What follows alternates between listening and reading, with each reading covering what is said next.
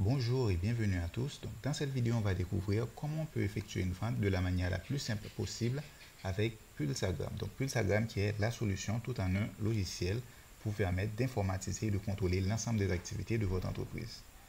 Donc, pour effectuer une vente de la manière la plus simple possible, on se rend dans la section vente. On clique sur le menu vente. OK. Et maintenant, on a le listing des ventes. On a accès à ce bouton-là. Mais pour avoir accès à ce bouton nouveau, pour faire une nouvelle vente, on doit être connecté soit étant que manager, soit étant que caissier. Donc, si on est connecté étant qu'administrateur, on n'aura pas accès à ce bouton nouveau pour faire une nouvelle vente. Donc, comme je suis connecté étant que manager, je clique sur nouveau. Maintenant, la manière la plus simple de faire une vente, c'est de simplement dire au client quel produit il veut acheter. Maintenant, le client nous dit quel produit il veut acheter. On clique sur le bouton nouveau.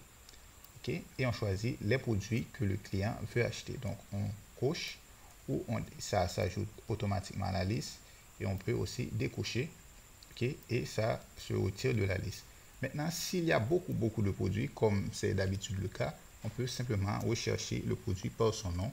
Par exemple, et je vais rechercher climatiseur. Il suffit simplement que je tape une occurrence de lettres dans le nom du produit pour que le produit remonte. Et tous les produits qui ont cette occurrence de caractères, cette séquence vont remonter, etc. Donc, je clique sur tous, je choisis Nokia, etc. Je choisis sandales. Okay. Je peux aller modifier la quantité. Okay. Donc, il y a seulement 4 disponibles. Donc, ça se limite à 4. Il y a seulement 4 en stock. Et c'est le même pour sandales. Il y a seulement 60 en stock. Donc, ça ne peut arriver qu'à 60. Ça, c'est limité à 60, etc. Et maintenant, on peut ignorer tout le reste. On peut ignorer le nom. Okay, on peut ignorer les informations du client. On peut ignorer si on veut mettre un taux sur la fiche, quelle monnaie, si on peut changer la monnaie de la vente, mais on peut ignorer cette partie-là.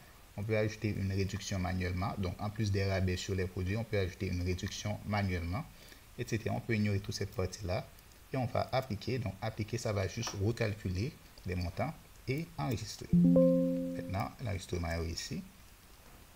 OK. On a accès à la fiche de vente et on peut tout simplement imprimer, etc. Donc, c'est ainsi qu'on peut faire une vente de la